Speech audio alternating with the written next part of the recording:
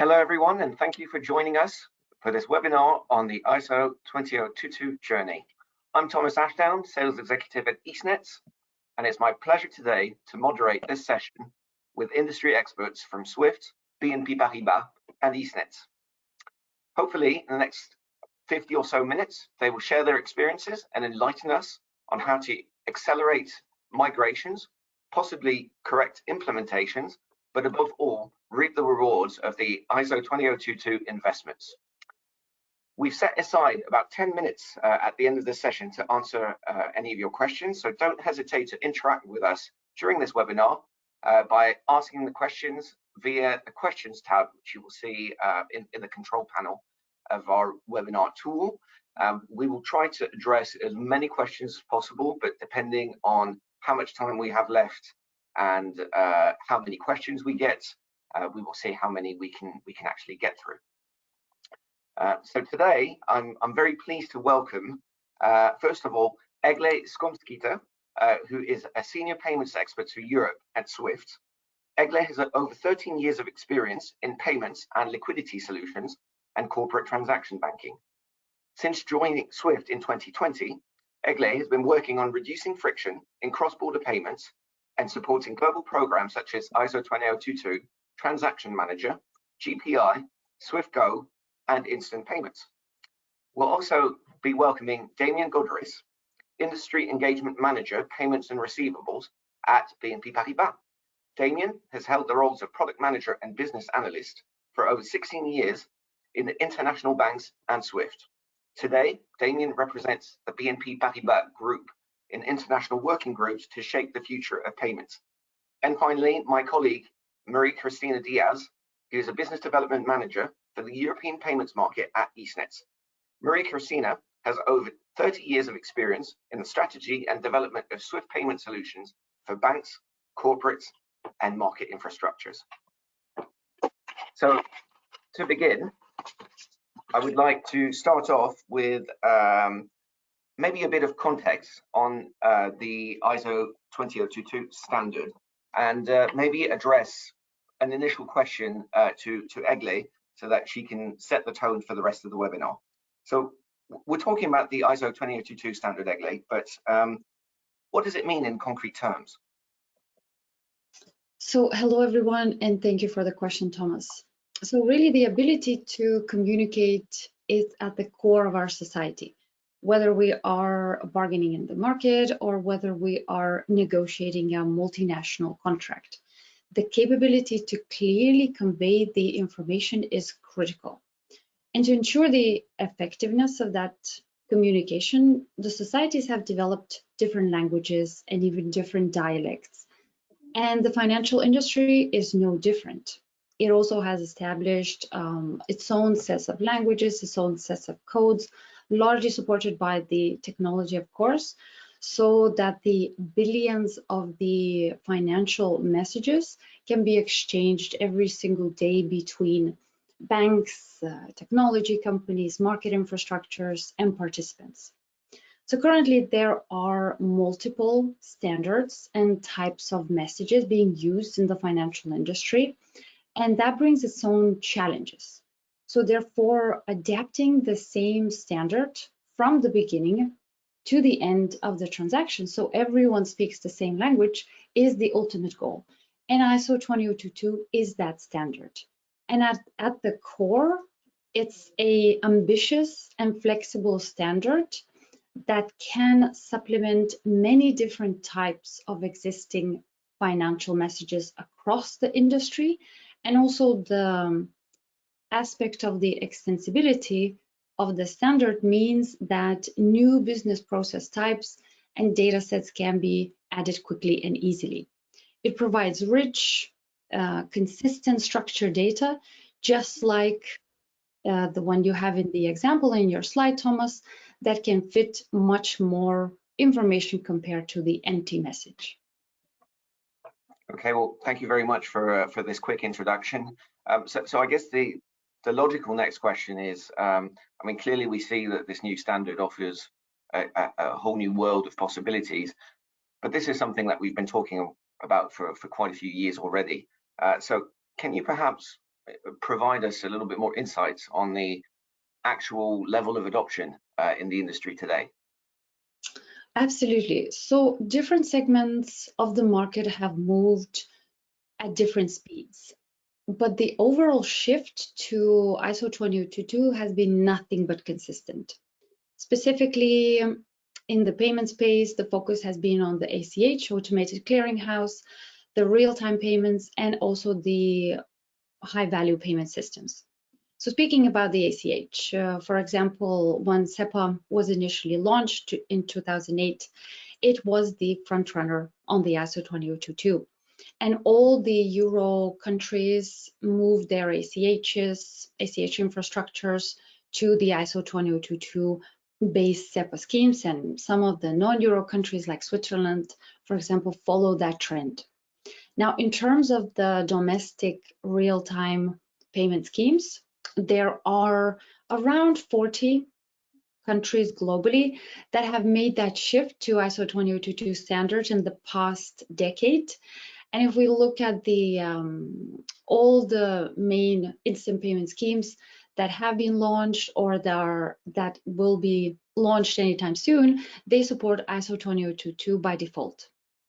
Now, looking at the RTGSs, high value payment systems, they are also moving in the same direction and adapting the standard, mainly to streamline and become compatible with the cross-border payments. And speaking about the cross-border payments, our banking community has decided back in 2018 to make that move to adopt this standard. And we at SWIFT are coordinating the shift from MT to MX during that coexistence period that started from 20th of March this year and will last until November 2025. So thank you for that. It definitely seems like this is a complex landscape with a lot of different moving parts. If we talk about some of the challenges that a financial institution might encounter when migrating to the standard, can you maybe provide a bit of insight there? Absolutely, Thomas. So the challenges are indeed multiple, and the standard itself can even sometimes seem mysterious, as there can be so many different versions in different market infrastructures. And the migration projects are normally multi-year projects, processes that involve a lot of resources in the bank, a lot of planning, high number of back office applications that all have to start speaking and understanding the new language. And most certainly, that is not the only project on the bank's plate, as they constantly have to juggle other competing priorities. So I think that the industry has put a considerable amount of efforts over the past decades in achieving the automation and also the STP rates. So every change, especially change that big, it means never-ending battle for the community to keep up with it and also to stay on the right track. Okay, thank you very much. So if I'm hearing correctly from what you've just said, essentially payment automation is potentially at risk. So how can we improve the reconciliation of payments and cash management? How can we increase STP rates with ISO 20022 data? Yes, so ISO 20022 standard is very structured, and that consistency can really help in some of the aspects to improve the STP. So for example, the exchange of the richer data can help mitigate friction by capturing more details in the payment message and also providing a succinct structure that is more easily readable by the back office applications. As more and more banks switch to ISO native back office systems, the rich data will then have the ability to flow from bank to bank even faster. Also, ISO 20022 standard aims to harmonize all types of payments, regardless of their nature. So essentially improving not only automation, but also other things like internal analysis, monitoring, and reporting processes. Okay, well, thank you very much for setting the stage for the rest of the discussion. And actually, it's quite a natural transition, because one of the first themes which we would like to talk about is indeed analysis, monitoring, and reporting. And so for this theme, I'd like to address a few questions to Maria Cristina, if that's all right. So if we talk about the impact on analysis, monitoring, and reporting processes, how can you manage the coexistence of different formats within a financial institution? Yes, thank you, Thomas. Indeed, that's a very relevant question. So what we witness in the industry, at least with our customers, is that typically they opt for a single place where they can store and manage all the different types of messages, whether they are MTs, MX, or files as well. So that's it, ideally for cost reasons. The solution, of course, shall be made available easily with the rich data that is going to be provided by ISO 20022, and that data should be able to be used across all the different divisions. The data that is being stored is not only business data, but it contains also technical information, which is, for instance, related to the envelope that the message is going to hold. And it also may contain information about the processing of the transaction in the entire life cycle, including, and we will see that later on, the results of the translation that is being provided by SWIFT, by the central tool of SWIFT in this migration. So at the end, it should be a warehouse that is able to support the different formats. For the same type of business unit, it must be able to contain as well NT and MX messages, all the status of the processing, and it must include all the statuses, including filtering statuses for compliance. So in a way that every entity within the institution can see the status of the message with its own integrity being preserved. That's a key issue. And definitely having access to this information should be done in real time at any moment in the process of the transaction itself. Okay, thank you for that, Maria. So you just mentioned filtering, but can you maybe expand on some of the opportunities that the new format presents in terms of compliance in general? Yes, indeed. So compliance in general looks at the monitoring of the accounts payable and receivable. That's typically what is being done in compliance. So with all this new data that you can find in ISO 20022, the banks could improve their compliance processes to really have a compliance check against the entire transaction, really globally, having a global monitoring of the transaction itself. So that gives a lot of opportunities to be more precise, provide much more accuracy in the assessment of compliance, and also targeting much more granular data that could help in all the investigation. So for this kind of compliance processes, I would say that typically you would need a system that is able to adopt all these new fields in a granular way, that it's easily configurable, and then can be tested around the entire chain quite easily. So voilà, that's more or less the key things.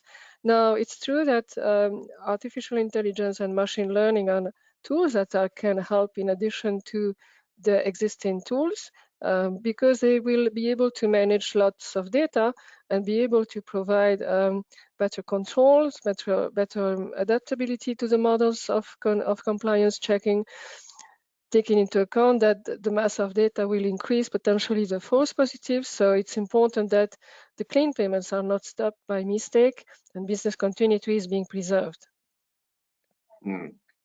And in terms of reporting, are there any specific challenges to look out for?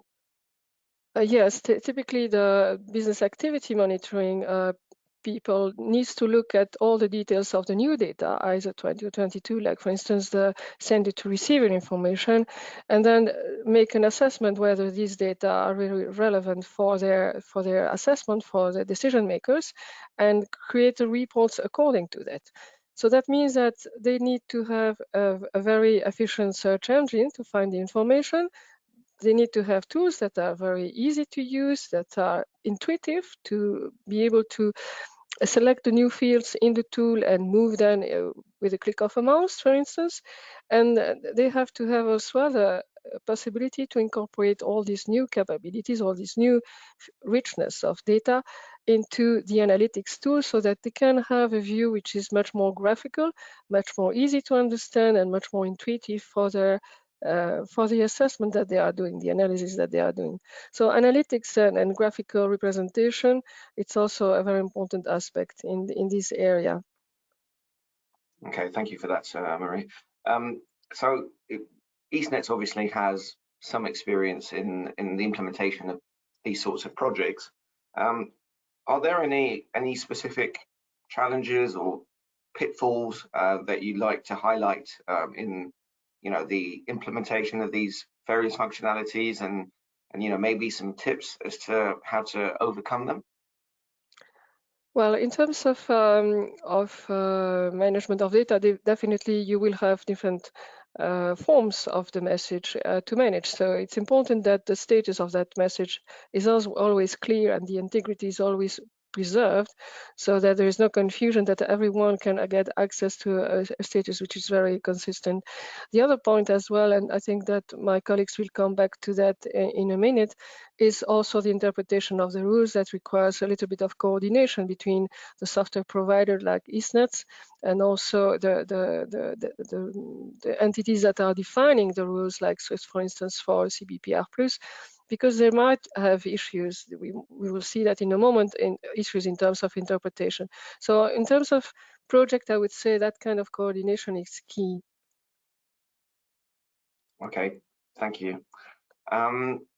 So when we look at the next theme I'd like to talk about, obviously we've just talked a little bit about compliance, but another big theme when we talk about the ISO 20022 standard is obviously fraud. So in this specific case, it's a discussion I'd like to open up to you, Maria, Christina, but also Damien as well. So if we look at fraud in general, fraudulent transactions have basically increased. Well, they've about tripled since 2011, and they're expected to reach record levels of more than 48 billion by the end of 2023. This obviously represents a major concern for the industry. So what role could the new format play in fraud detection and resolution, Maria? Yes, so in fact, you know that the current methods for fraud detection are basically based on very simple rules that are checking the usual hours of business, that are also checking suspicious locations. They are based on limits of amounts per day, per customer, per type of account, and so on. So they are very basic things. So that creates as well from time to time some inefficiency in terms of customer experience, obviously. And so the new ISO 2022 format will bring much more data that can be much more targeted and much more refined in terms of identifying an abnormal behavior.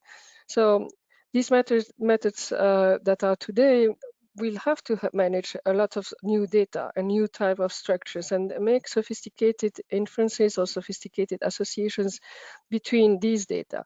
Not only transaction data, but also customer data that needs to be correlated and investigated, basically. So nowadays, the fraud detection requires these kind of complex aggregations. They need to be able to manage very large volumes of data with different origins, different formats, and so also on different types of periods. It could be just the traffic of the day, but it could be 1 week, or it could be historical data. So for that, we have a very good example of duplicate checking, where we need to go into the details of the beneficiary account and have a look to all the details that ISO 2022 can provide. And that's a good example on how to be more precise in terms of detection. And there as well, it's important, less for the compliance, it's important to consider as well AI and machine learning tools, artificial intelligence, because these tools can help you to model the behaviors which are abnormal, and help the teams really to face potentially false positives and reduce them over time. So, and that could be done in real time. So that's where these new tools, which seems very innovative, needs to be considered in the fraud detection, certainly to avoid the accumulation of false positives, but also to improve the rate of clean payments. Okay, well, thank you very much for that, Maria. We're lucky enough to have somebody from BNP Paribas participating in the panel today, and obviously I'd be very keen to hear your thoughts, Damien, on what Maria has just presented, and perhaps if any of that rings true in the context of BNP Paribas. Hi, Thomas. Hi, everybody, and thanks for having me on this webinar.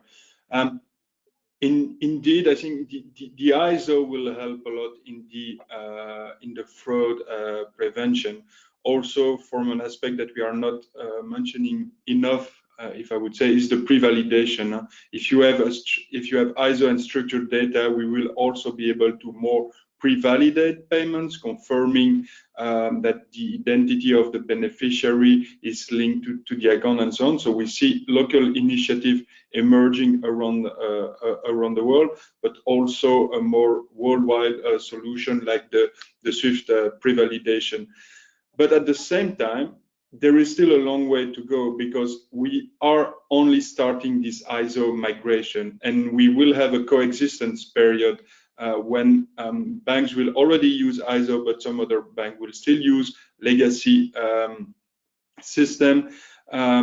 So, and as well market infrastructure that will migrate are their own piece. Also, the strategy that has been used by the banks are to migrate in a like-for-like model, where you will use the new format, but still using the old data. Why? It was really to reduce the risk and stabilize the ISO migration before starting to use the additional elements. And one of the points that I would like to highlight is we also need to be careful on not going too far in this ISO granularity. The example that I would bring is the structure address. We are currently using unstructured address. If we go to the full structure, of course that brings value, but having to translate a current unstructured address to a new structured address with 14 fields can be a huge challenge, and we could lose the benefit of having it. So that's also why we see that already some adjustments are required, and that the community is well responding to this kind of challenge and adjustment. So we probably will go for an hybrid format where the key elements that you need to process the payment STP will be structured, when some other element could be unstructured, and that's where also the artificial intelligence after that could help to structure the remaining data. Also, like I mentioned, we are more migrating currently in a like-for-like model. That means additional elements like the LEI, so the legal entity identifier, are more seen at this moment as a complement to the current information of the name and address, more than replacing them. So they are really we see the value, but as a complement. When the coexistence will be finished and we all be to ISO, perhaps we will see different trend, and these LEI or other identification could take over, but it will not come tomorrow. We still need some time for the community to adopt it. So great value, but we need time to really leverage on all the different elements that ISO will bring to the community. Okay, well, thank you very much for that input, Damien. It definitely sounds like there's still some work to be done, and the future remains to be shaped a little bit, which ties in nicely to my next question to Maria. So what are the next steps? What is the future in terms of fraud detection? So thanks, Thomas. Yes, indeed. Damien mentioned already LEI, which is ongoing for some time, but it's still indeed an option, basically. But there are other things that definitely would help fraud detection, which is not related necessarily to ISO 20022. And I'm thinking about two major items in the market for the moment. The first one is the harmonization of the digital identity, which is still not the case in Europe. So you have jurisdictions that have adopted digital identity for several businesses and activities, like it's me in Belgium and Luxtrax in Luxembourg.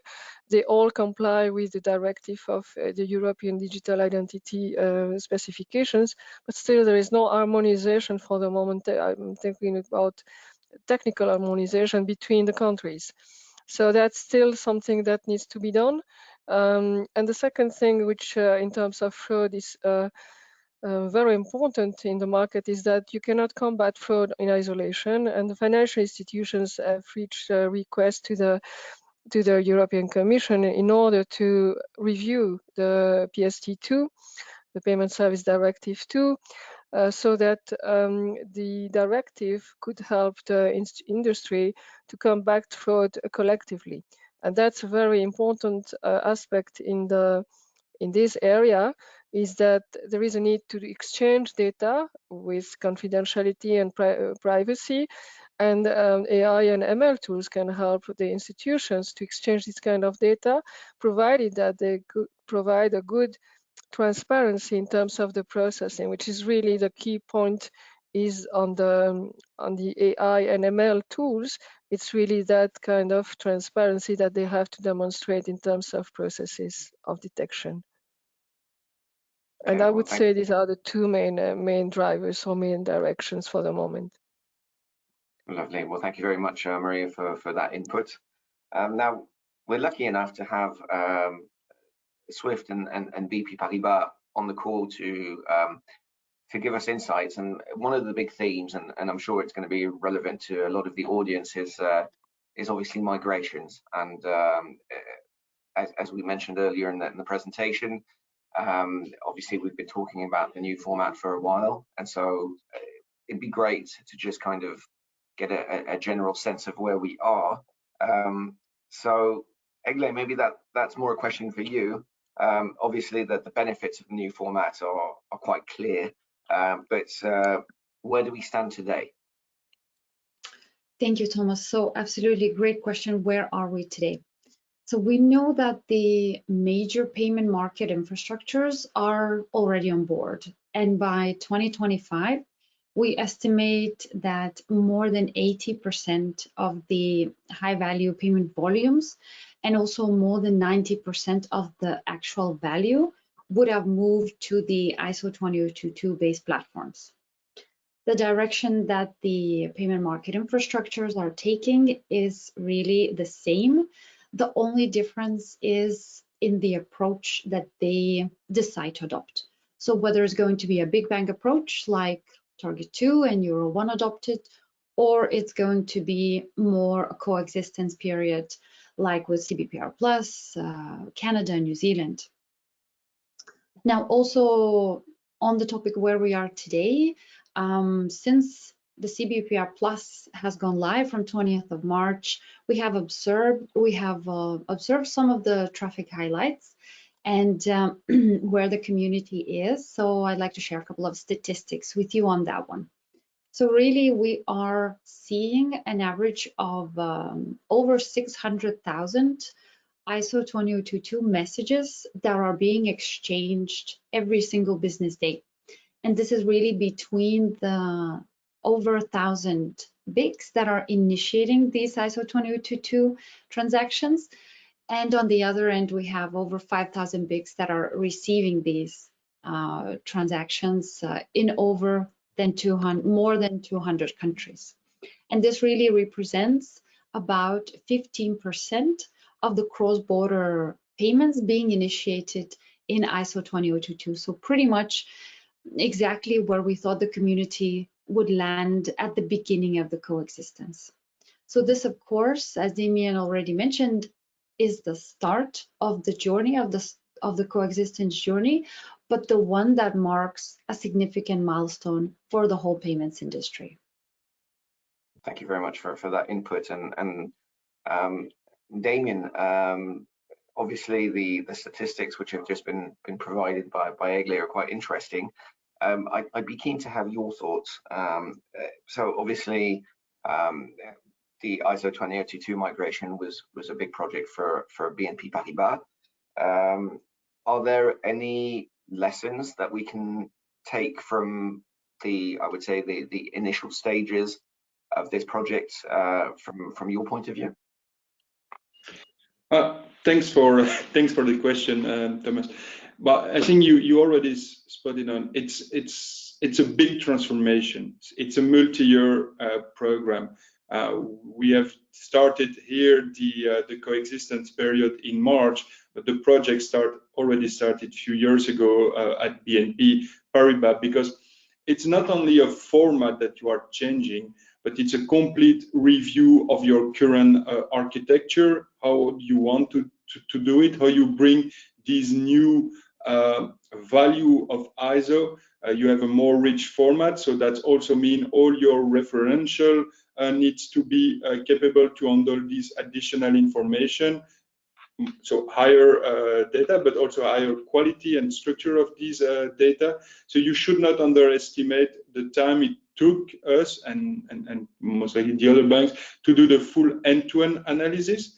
And we are still progressing also on the really end-to-end analysis, meaning the client initiating the payment and the beneficiary client receiving the funds, to make sure that the full value is bring end-to-end. So it's really important that this end-to-end analysis is done, else you will only see that transformation as a mandatory constraint, and you will not leverage on all the benefits the ISO could bring. So you need to think it end-to-end to bring the value. Thanks, Damien. So obviously we talked about various approaches being taken by the market. Can you tell us a little bit more about the various design and deployment options which have been or had been considered by BNP Paribas, and how you have decided to approach it? Yes, of course. So indeed, there are different strategy. I think the main one is we need to be ISO proof, so we need to be really ISO native. So the first part of the exercise was to analyze which of the application system are targets, and those one we will do the upgrade to ISO or replace them with new application to make sure that they can natively handle the ISO message. But in parallel of that, we also have tactical migration, where we are capable of receiving and sending ISO message, but the internal processing is still using empty component, and that's also why SWIFT has delivered the multi-format, so for banks to be able to receive ISO, but also a copy, a translated message containing the MT to facilitate the processing. But of course, like I mentioned just before, this is for us a temporary solution to letting us more time to fully deploy our ISO solution. But in the long term, we will not have any more empty processing in the backend, because, like I mentioned, if you continue to do that, you will lose some of the benefit of the ISO migration. And at the same time, this ISO, it's a new standard. It allows us to speak the same languages, but there are still some differences. So the format is so rich, and the local constraint could be high, that end up with some challenges. Adjustment required when you for example see the CBPR plus, so really the cross-border interbank validation versus the one done by the ECB for example on target 2. We have seen at the go live some differences, some adjustment. sometimes due to the scheme, sometimes due to the interpretation of the banks of the different scheme, and also because, as I mentioned, as we are in a coexistence, some banks like us on specific flow still use MT. When you translate it to an ISO, you always have some challenges. So I think everybody, every institution has to cope with the different type of implementation, but I hope that everybody has as a target to be natively ISO. Okay, thank you for this feedback. Obviously, you mentioned previously the importance of really having kind of an end-to-end approach when considering the migration trajectory.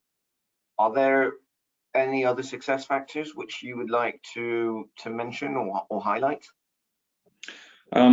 Yes. The first one is the one you mentioned in asking the question. It's an end-to-end, but end-to-end, when you do your program, you see it as an end-to-end within an institution, from the initiating of the payment till the moment you are sending out. But it's clearly not enough. You really see it as an end-to-end from the payment initiation until it's credited to the beneficiary account at another institution. And to make sure that is working fine, the importance of the testing, I know everybody do testing, but really the end-to-end testing. And making sure you are testing internally with all your internal actors, cross-entity within the same group, but also real end-to-end payment with other banks in test environment, but also in live.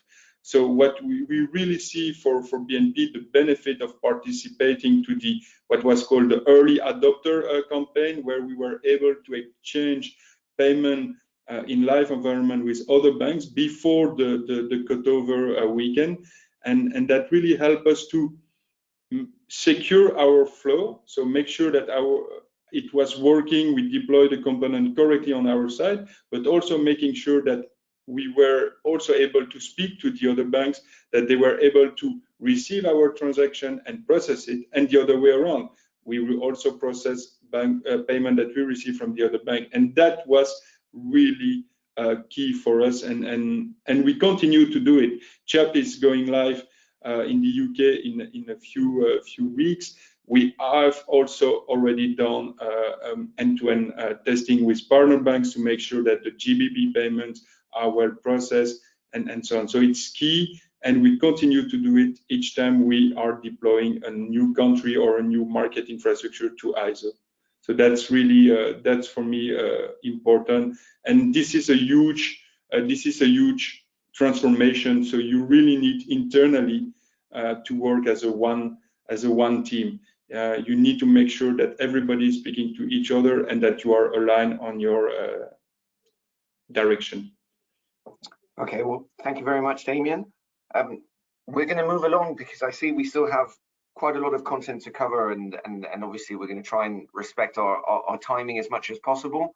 But one of the big themes is, of course, we mentioned that there are various different approaches to these migration projects, which means that interoperability and coexistence are definitely here to stay, I would say, for at least in the short term. So maybe a question for Egle. So in terms of interoperability and coexistence, what is the current situation? Thank you, Thomas. So the current situation is that the financial industry is moving towards adopting the same standard, but at different speeds. So therefore, inevitably, some financial institutions, as well as some RTGSs, are more advanced than perhaps others are. But in terms of interoperability itself, the majority of the market infrastructures are following the HVPS, the High Value Payments Systems guidelines. However, the migration approach, as we see, it's often different, and also they are applying different timelines. So that in turn creates this period where the banks have to manage the coexistence period, and that creates its own challenges. And so can you maybe expand on some of those challenges and how the financial community can can best manage essentially the coexistence until everyone's speaking the same language. Are there any tools out there that can potentially help the community in this respect? Yes, absolutely, Thomas. So there are definitely tools out there to manage this coexistence period that SWIFT provides for the community free of charge. So for example, some of them Damien has already mentioned, like the inflow translation that has been live since the beginning of the coexistence, 20th of March. And what it really does, it works in the network, and it takes the ISO message and delivers to the recipient in multi-format, so MX with embedded MT, and then the bank that still processes in the back office MT messages can extract that part from the multi-format message and carry on processing. So another one that perhaps you also have heard is the transaction manager, and that has gone live in the past weekend, and that will be capturing all the ISO initiated traffic with the rich data in there, prioritizing that first, and creating the transaction copy that will be accessible for all the participants in the payment chain, therefore mitigating the risk of the truncation, because that transaction copy can be accessed and the data can be pulled down. There's also industry and working groups out there that are collaborating together and also issuing guidance on various topics, like let's say the PMPG and the CBPR Plus working group on the data truncation. Not to mention all the resources that SWIFT has published to help the community manage this transition period. And we posted on swift.com. We created the ISO 20022 document center, also put the documents in the knowledge center as well. And lastly, we're always working at SWIFT with the partners and third-party providers as well that have the necessary tools to help manage migration. Thank you very much, Egle. In light of what Egle has just said, Damien, what are the next steps for BNP Paribas when it comes to this matter? Well, I think there are different next steps. One is to continue this ISO rollout, and we still have a long road to reach the ambition of 25 and to get everybody on native ISO, all the market infrastructure that needs to migrate. So we are all migrating at different speeds. So we need to make sure we are there.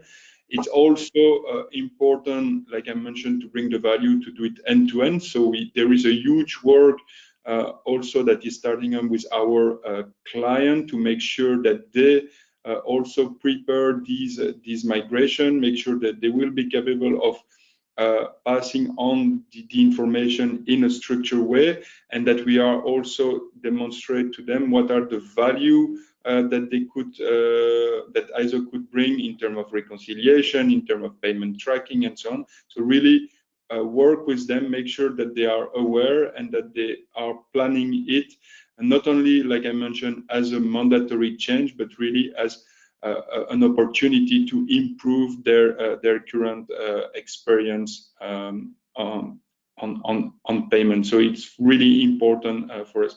Also, we should not forget that here we have migrating the payments part, but there are still also other ISO message that needs to come up, and all the work on the inquiry and investigation that will migrate to ISO. So that's also a lot of items where on top of the ISO migration, we are working with the community to bring value and review the way we are doing it, not just doing migration to use a new format, but take the opportunity to change the process.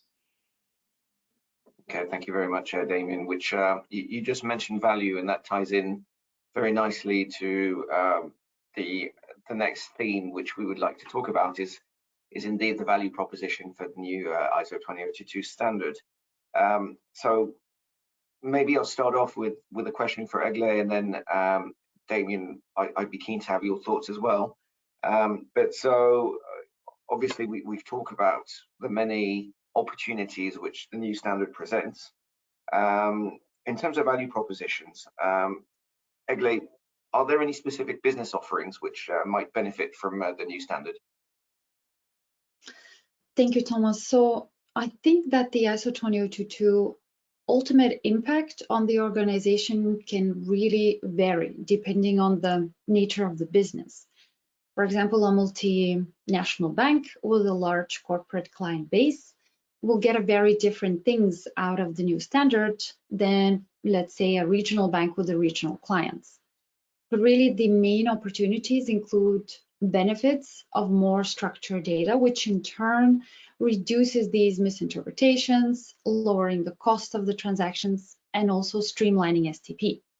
So Maria have touched already on the AML compliance and fraud prevention that I also think could really benefit, could really improve that, having the ability to rapidly process large amounts of crucial data, and also things like using those enhanced data elements such as the purpose code, more specific information about the account holder could also have a positive impact on fraud preventions. And also there is always opportunities for business and predictive analytics that help the beneficiary to further automate that cash application process. Thank you, Egle. In terms of customer experience, Maria, is there, opportunity there to improve the customer experience with the new format? Yes, definitely, Thomas. The new format typically and the new fields could help to accelerate the validation of the payment. Damien mentioned pre-validation. I think it's a very important aspect of these migrations. So the validation of the beneficiaries, also at initiation. The other aspect as well is making just-in-time execution of payments so that the payment that is needed to pass before a cutoff time is being executed on time. And for that, you need specifically potentially routing capabilities, which are smart routing capabilities for that, taking into account different types of information.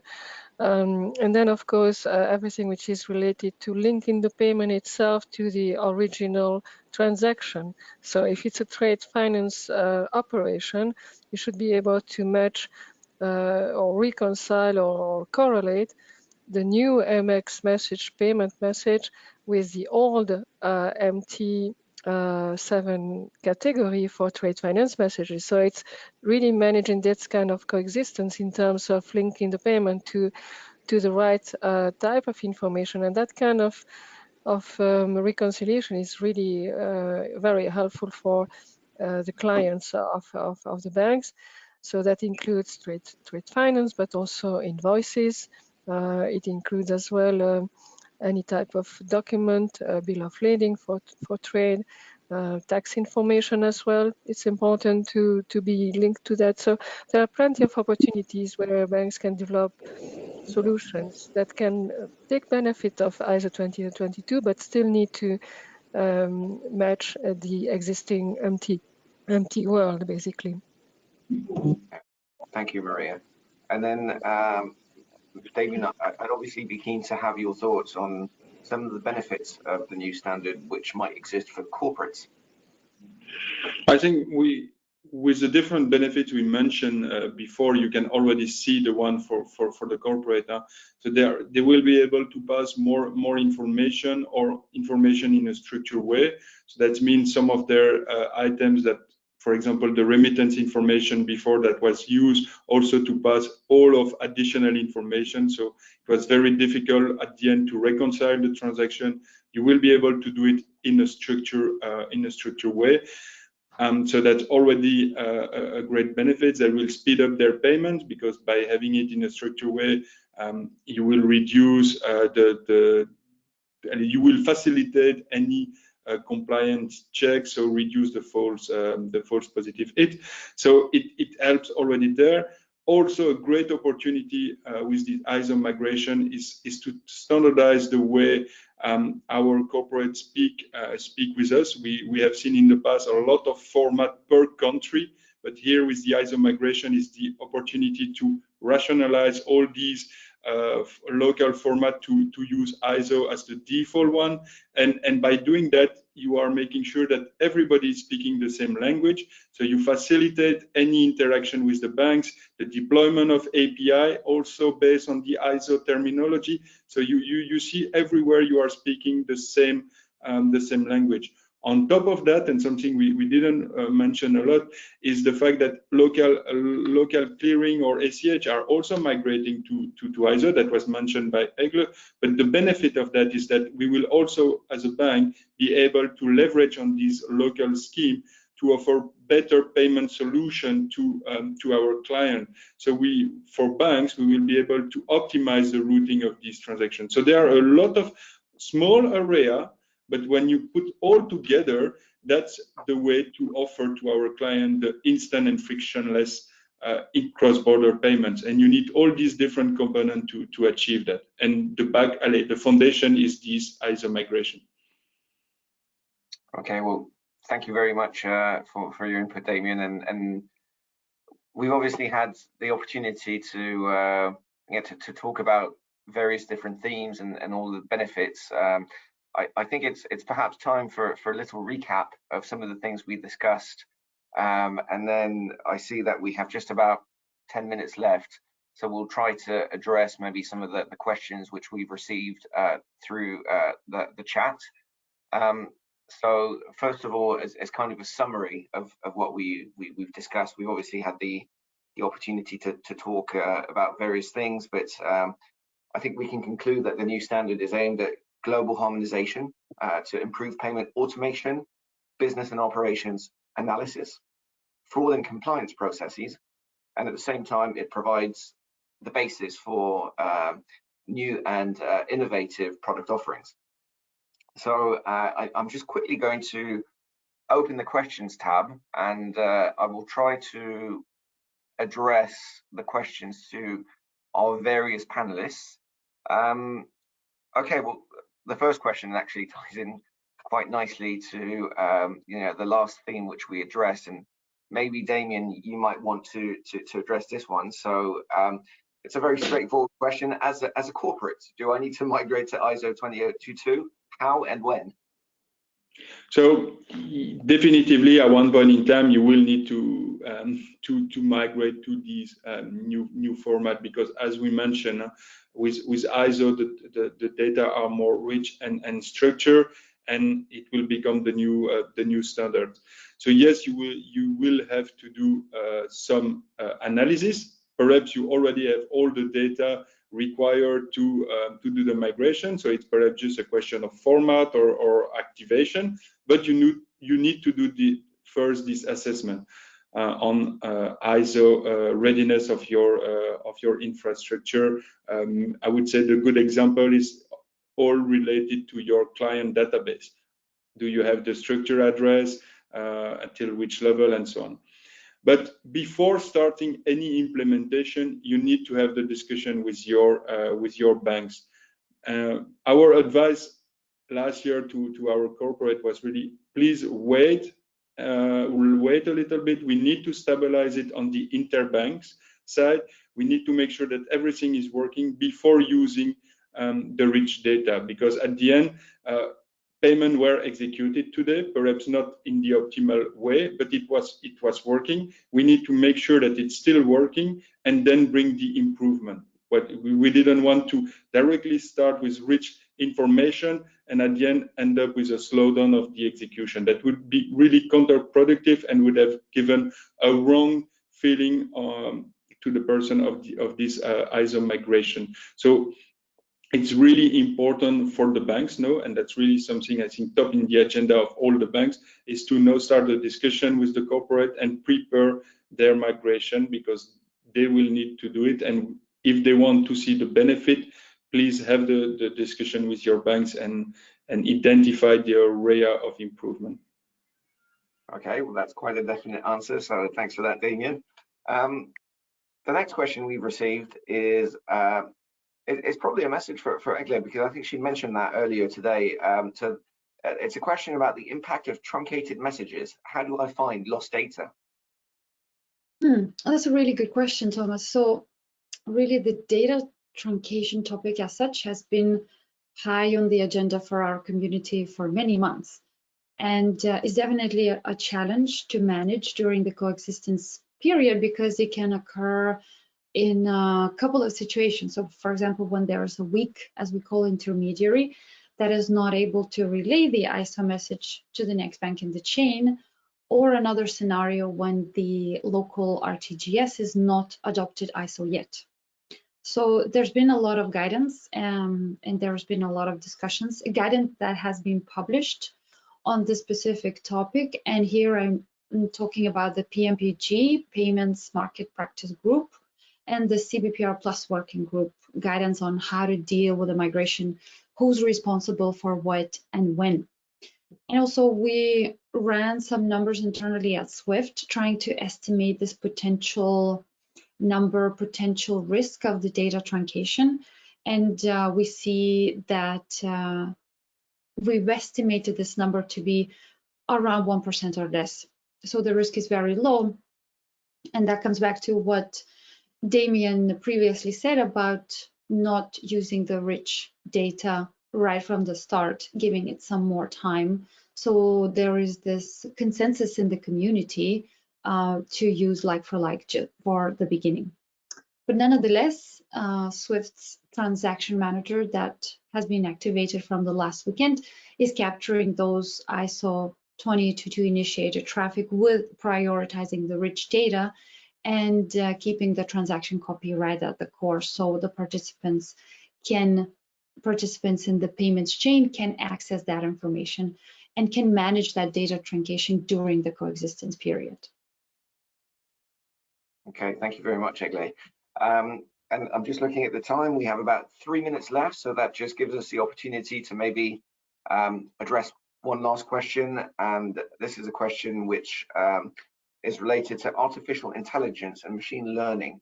So obviously we talked about the fact that